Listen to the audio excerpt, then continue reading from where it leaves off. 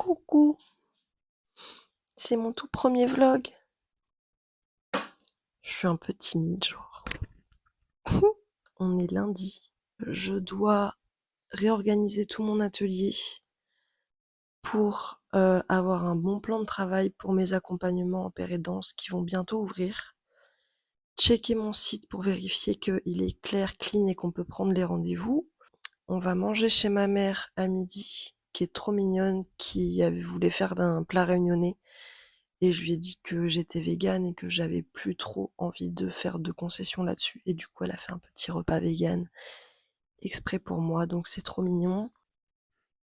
Noir, il est trop dégoûté parce que j'ai fermé la porte parce que Quentin dort. Et du coup, voilà, là, il veut rentrer dans la chambre. Je voulais vous partager ma petite recette de déo parce que je trouve qu'elle est hyper bien. Elle coûte que dalle. Vous mettez huile de coco plus bicarbonate de soude. Moi, je fais un peu un mélange au pifomètre.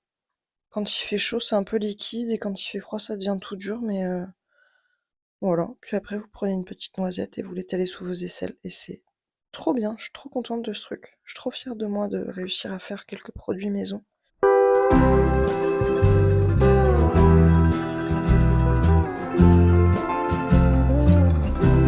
On va chez mamie. Oui. Allez, va. Ouais.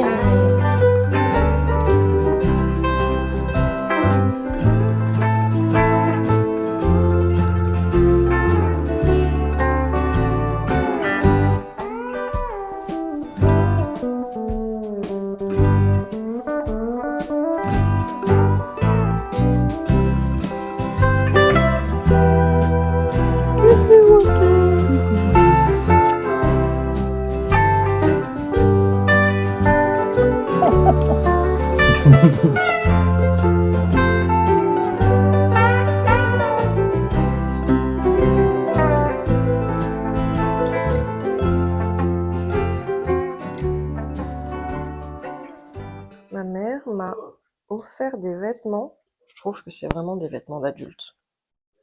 Petit pantalon et petit pull vert. Trop mignon.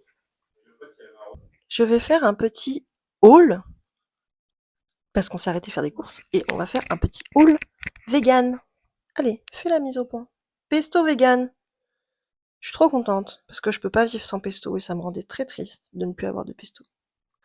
Sauce yakitori pour le tofu parce que c'est trop bon. Du miso pour les petites soupes, marinades, etc.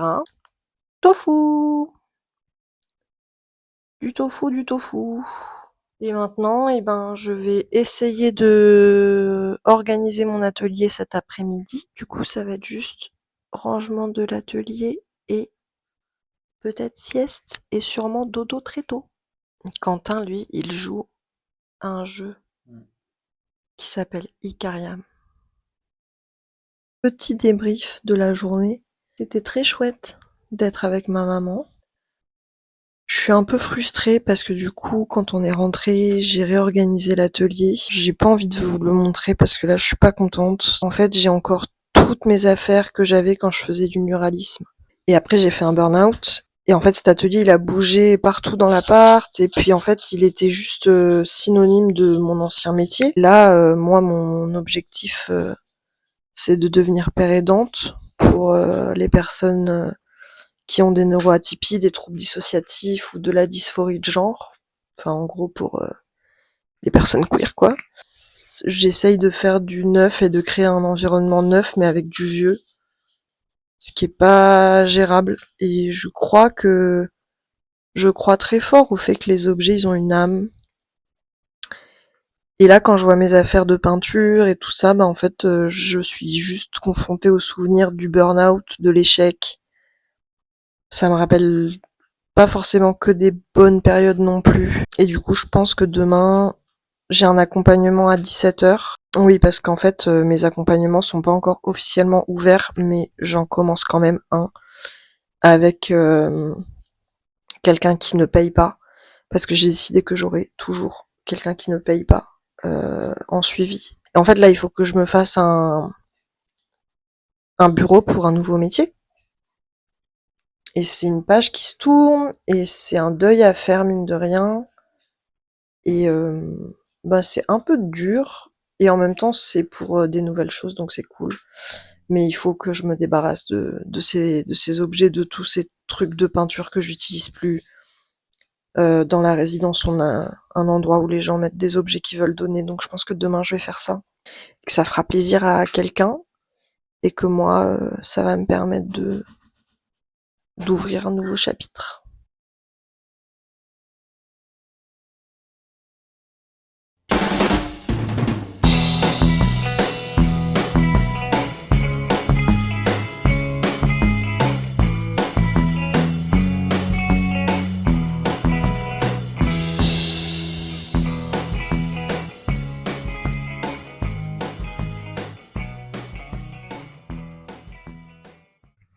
Coucou, on est mardi. J'ai pris mon petit café dehors avec Oni.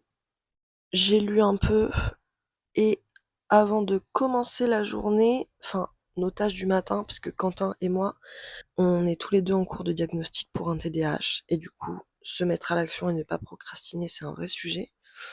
Donc en fait, le matin, on fait nos tâches ensemble pour tout ce qui est ménage, sortir au nid, faire la balade et tout. Et l'après-midi, on fait nos tâches perso. J'avais envie de vous parler d'un livre que j'ai terminé hier et qui est hyper passionnant. C'est celui-là de Julie Dachez. Qu'est-ce que vous croyez? Une enquête scientifique mais pas chiante sur les bienfaits de la spiritualité. Et en plus, je l'ai rencontrée la semaine dernière et elle m'a fait une petite dédicace. Petite dédicace. C'est un livre qui parle des bienfaits de la spiritualité sur la santé mentale. Il fait un peu un disclaimer sur, enfin, en tout cas, il parle des dangers du courant New Age. Il parle après de plein de trucs passionnants sur la sérotonine, sur la foi, sur les expériences de mort imminente, sur les expériences psychédéliques, sur le deuil. Je trouvais que c'était un livre qui faisait vachement bien. Euh, il donne envie de croire, je trouve. Il donne envie de croire sans être soumis à des dogmes ou à des concepts un peu fumeux. Et Julie Dachet, c'est vraiment une autrice incroyable. Voilà, bah, on va aller balader au nid, faire nos tâches.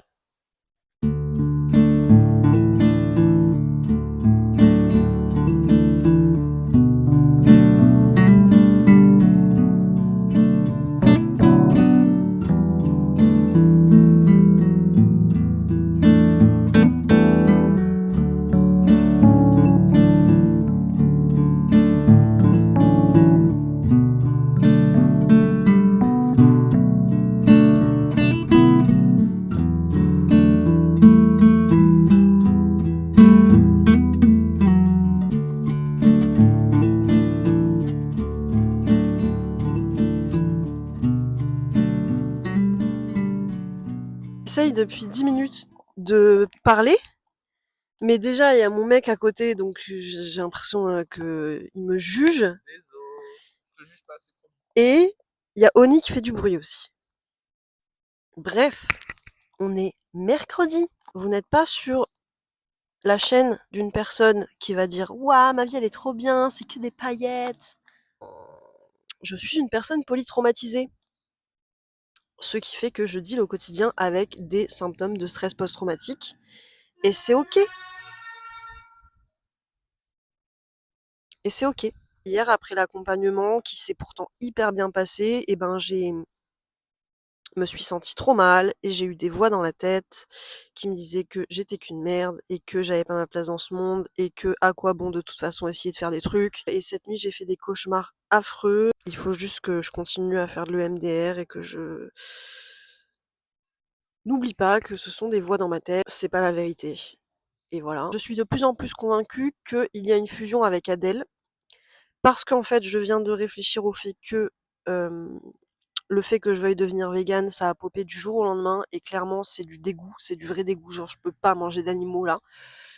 Et Adèle a tout à fait un profil à être végane, donc je pense que on est bien en train de fusionner. En plus, c'est une haltère caregiver, donc qui prend soin du corps et des haltères Little s'il y en a dans le système. Et effectivement, là, j'ai un regard sur moi-même qui est très compatissant, très tendre. Du coup, ça me rend un peu triste parce que je suis vraiment en mode putain, mais toutes les violences que j'ai vécues, c'est pas normal. Peut-être un jour je ferai une vidéo là-dessus, mais là, c'est pas le sujet. J'essaye de faire des trucs. Je me dis que je vais être fière de moi, mais inconsciemment, j'attends toujours la validation de mes parents, validation que je n'aurai jamais. Même si vous avez vu ma maman dans le vlog, je vous expliquerai pourquoi c'est quand même un peu compliqué. Et du coup, à chaque fois que je fais un truc, je m'attends à avoir une validation et une fierté de ouf. Et en fait, je n'ai pas cette validation. Et du coup, je tombe de 10 étages en mode «Hein, quoi? J'ai pas mes parents pour me soutenir?» Spoiler alerte, ça a toujours été le cas. Et bref, du coup, à chaque fois, je suis quand même triste et déçue et je me sens hyper seule. Et c'est ok. Et du coup, bah, ce matin, j'ai fait mon gros tri que j'avais prévu de faire dans mon atelier. J'ai finalement décidé de ne pas faire ce que je fais à chaque fois, à savoir je jette tout et je mets tout à la poubelle ou je donne tout. Non, là j'ai tout stocké parce que ça me servira sûrement plus tard, dans quelques années, quand on aura des enfants avec Quentin, je ne sais pas. Non, pas la bouteille. Non, non, ça fait du bruit, Doudou. Attends, attends que j'ai fini. Donc, j'ai fait du tri, mon accompagnement s'est bien passé. Parfois j'ai un peu envie de me pendre, mais bon, c'est ok.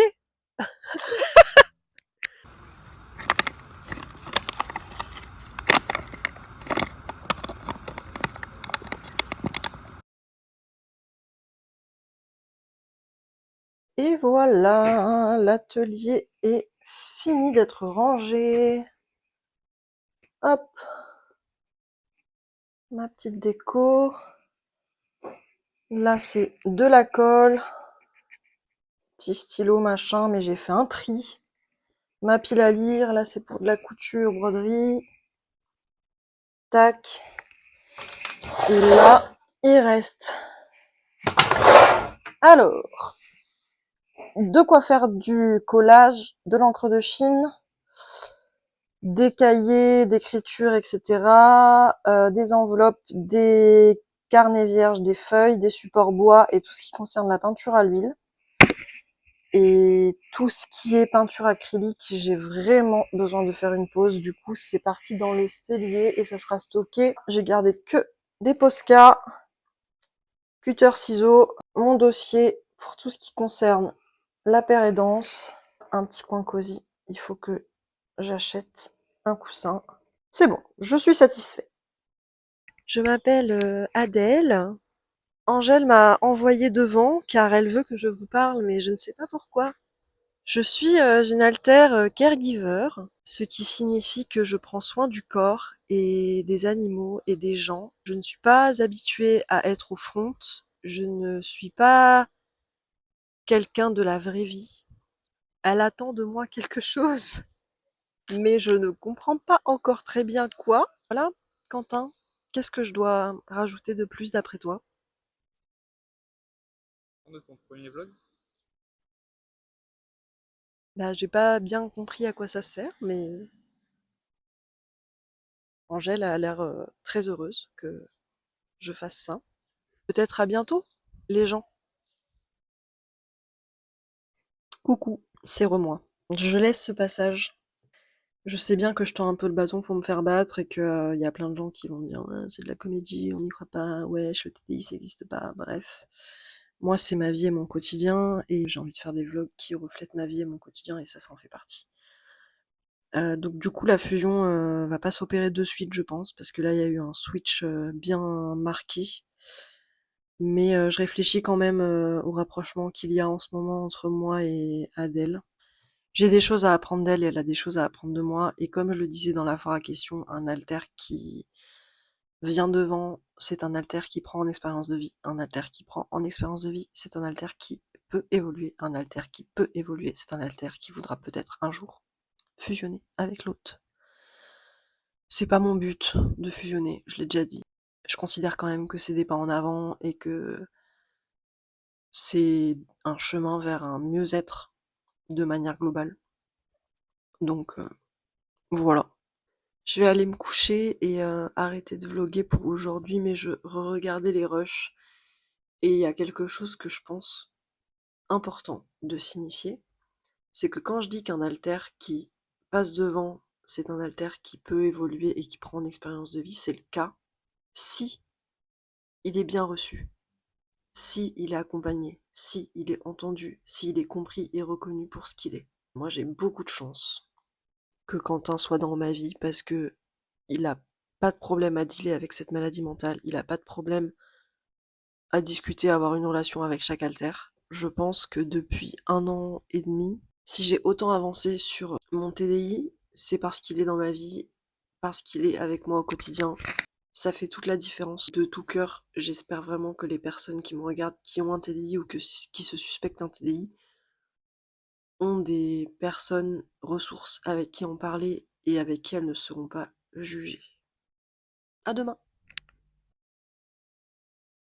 Oh mon amour. C'est beau l'amour.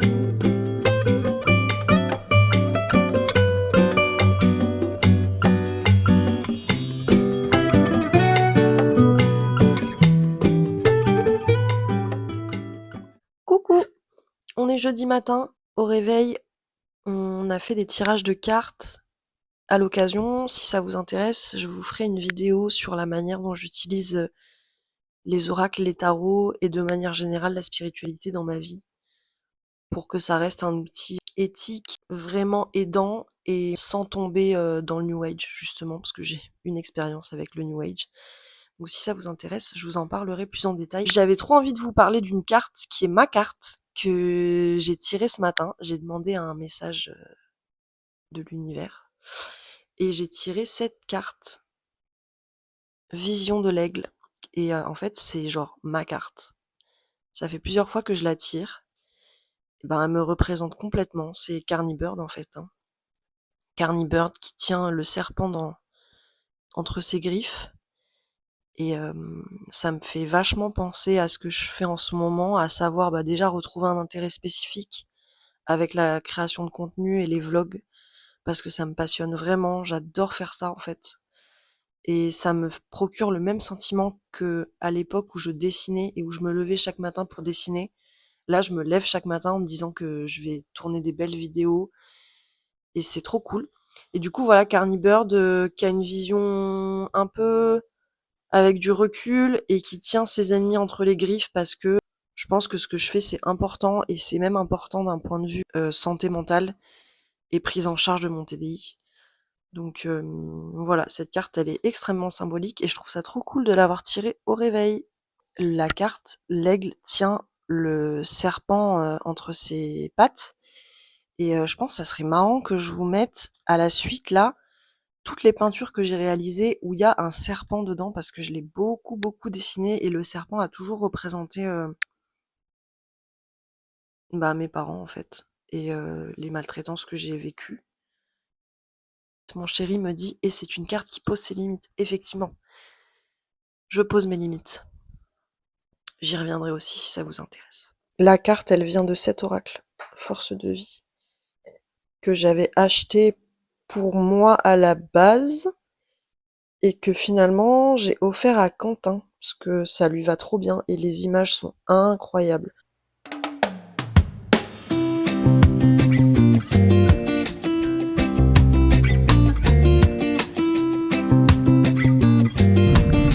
Les filles de l'amour, les filles de l'amour.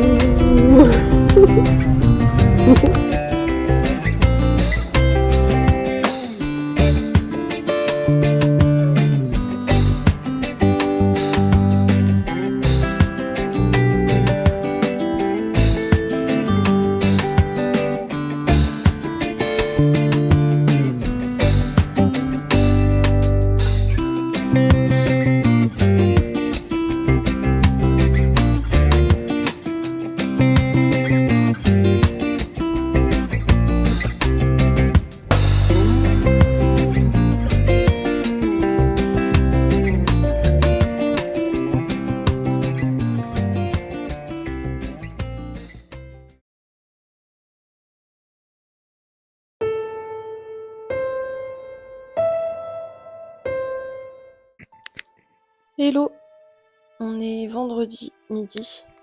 Ça a été assez difficile pour moi. Cette nuit, j'ai fait beaucoup de cauchemars. Je fais des cauchemars toutes les nuits, globalement. Du coup, Adèle a affronté ce matin et elle s'est mise en mode rangement de l'appartement. Rangement, changement des literies, lessive, tout le bazar. Elle arrête pas de dire à Quentin qu'on vit comme des petits cochons. Donc voilà. Je pense qu'elle risque de prendre le contrôle du vlog aujourd'hui. Là, je fume une clope, mais elle est non fumeuse. Enfin, je sais pas comment ça va se passer aujourd'hui, on verra. J'ai des trucs à faire, mais je sais pas, moi j'arrive pas trop à être concentrée, à bien en parler et tout. Donc peut-être que ce sera elle qui prendra le relais.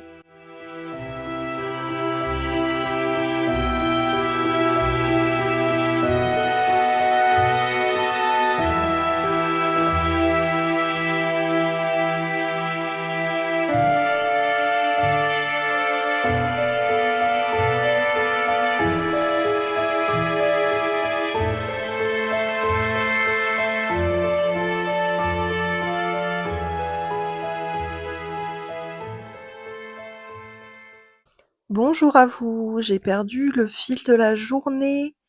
Je sais juste qu'il est 17h ou 18h et que j'ai été là une bonne partie d'aujourd'hui. J'ai fait beaucoup de ménage, la vaisselle, le linge, la literie.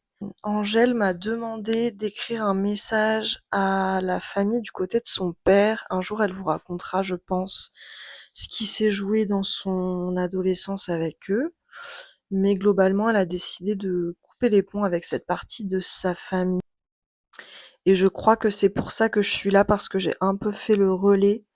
Elle a dû écrire des messages pour expliquer ce qu'elle ressentait, et en fait elle arrivait pas à le faire directement, donc elle est passée par moi. À part ça, je suis tout à fait partante pour me former aussi pour la pérédance et pour explorer toutes les formations, les guides, etc. qu'elle a achetés. Donc là je vais faire ça, et il faudra qu'elle voie et qu'elle se clarifie sur son site que peut-être que pour la pérédance on sera à deux, ou alors elle sera seule parfois, ou parfois ce sera moi. Je pense qu'il y a quelque chose à rendre bien clair à ce niveau-là. Après, on se donne toutes les informations en interne. Donc en fait, ses connaissances deviennent les miennes et mes connaissances deviennent les siennes. Pour le moment, moi, je suis juste pas assez politisée à son goût. Je suis une femme cis. Elle dit que je suis un peu une boumeuse, mais je vais progresser là-dessus. Quentin m'apprend des trucs. Je regarde des vidéos. Et là, j'ai commencé une série qu'elle m'a suggéré de regarder parce qu'elle s'est dit que j'allais pouvoir bien aimer, c'est les Chroniques de Bridgerton. Et effectivement, j'aime bien. Je trouve les vêtements trop beaux et les histoires d'amour trop belles. Et voilà. Euh, voilà, c'est tout pour moi.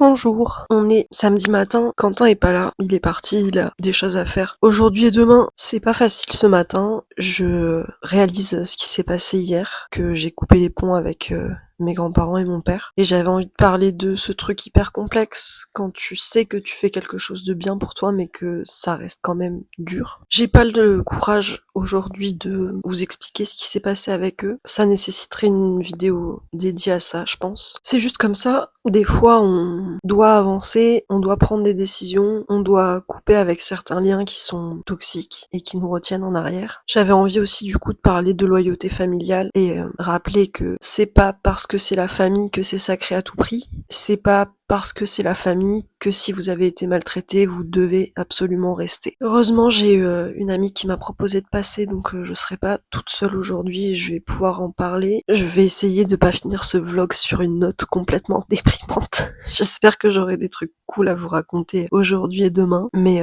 voilà.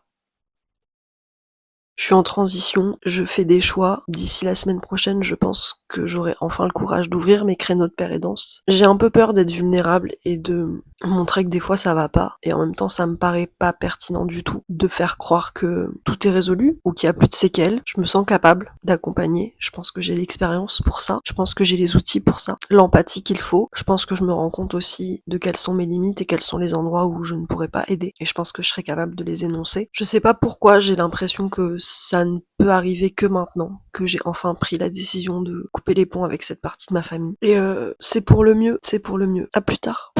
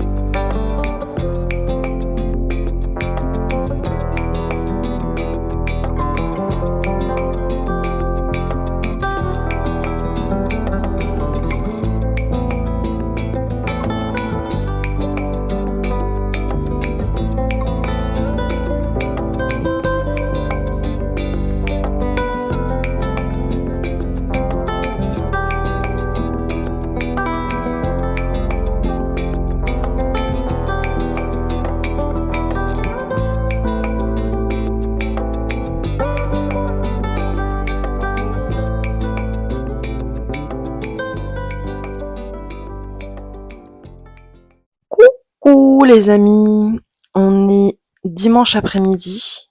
Hier chez ma pote, c'était très très cool. On a regardé un dessin animé avec les enfants, ça faisait du bien. Par contre, en rentrant, ça a été vraiment vraiment difficile pour moi. Hier, j'ai passé la soirée. En gros, j'ai pris 2 anxiolytiques et puis après, sinon, je me suis sentie vraiment très très mal. J'avais envie de faire du mal au corps. C'est quelque chose qui est récurrent chez moi, ça arrive de temps en temps, mais maintenant j'ai les outils pour que ça n'arrive pas.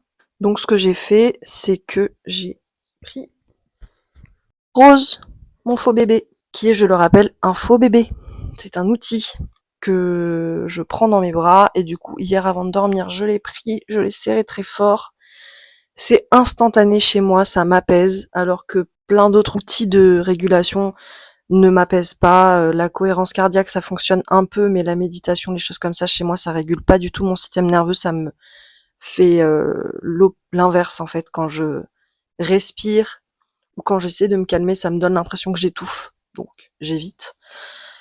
Par contre, serrer Rose contre moi, c'est instantané. Je me sens tout de suite apaisée. Elle représente vraiment l'innocence. Je me sens tout de suite moins coupable de tout ce que j'ai vécu, je me sens moins fautive, j'ai tout de suite la sensation que je suis une enfant et j'étais une enfant à protéger. Et donc ça me fait vachement vachement de bien. Ce matin, j'ai regardé des vidéos, sorti un peu au nid, fait à manger et là j'ai fait de l'EMDR seul en autonomie. S'il vous plaît, ne faites pas de MDR seul si vous n'êtes pas habitué. Moi j'ai un protocole, j'en ai fait d'abord quasiment 4 mois accompagné par une thérapeute. Je connais le protocole maintenant, je sais comment l'appliquer sur moi, je sais comment me réguler, je sais comment me protéger. Le MDR, ça peut réveiller des traumas. Quand on a des troubles dissociatifs, ça peut réveiller des parts, des haltères, des fragments qui sont qui peuvent vraiment mettre en danger en fait psychologiquement. Donc ne le faites pas seul. Moi, je le fais parce que je sais comment faire avec moi et je sais comment me protéger et me mettre en sécurité. Et la façon dont ça se passe pour moi, c'est que j'ai des images mentales et des voix qui, au fur et à mesure de l'EMDR, se transforment. Je vais vous le mettre à l'écran. Je suis partie d'une première image que j'ai depuis hier soir, une espèce de scène avec une matière visqueuse qui m'étouffe. Et au fur et à mesure de l'exercice, j'ai réussi à transformer cette image et je vais vous mettre à l'écran ce sur quoi ma séance de MDR s'est terminée. Donc je considère que j'ai réussi à apaiser une part. C'est pas fini, hein, c'est le MDR, j'en fais vraiment souvent. Voilà, c'est un des outils qui m'aide vraiment à me réguler, mais Mais voilà, commencez vraiment à le faire avec quelqu'un qui est formé à ça au début. Écoutez, c'est une fin de vlog. Voilà, la semaine a été plutôt cool parfois, le week-end a été un peu difficile, mais c'est pas grave, c'est quand même une nouvelle vie. J'ai pas encore réussi à mettre mes créneaux de perte et danse en ouverture. Peut-être demain, peut-être que ça sera le sujet du vlog de la semaine prochaine. En tout cas, j'espère que ça vous aura plu d'être une semaine dans ma vie. Moi, j'ai bien aimé. J'avoue, je vais réitérer l'expérience. Je vous dis à la semaine prochaine en principe. N'hésitez pas à me laisser un petit pouce, un petit commentaire, ça me ferait plaisir. À vous abonner. Dans tous les cas, je continuerai à le faire parce que moi ça me plaît, mais ça peut être chouette de connaître vos avis sur tout ça. Voilà, je vous fais des bisous. Bye bye.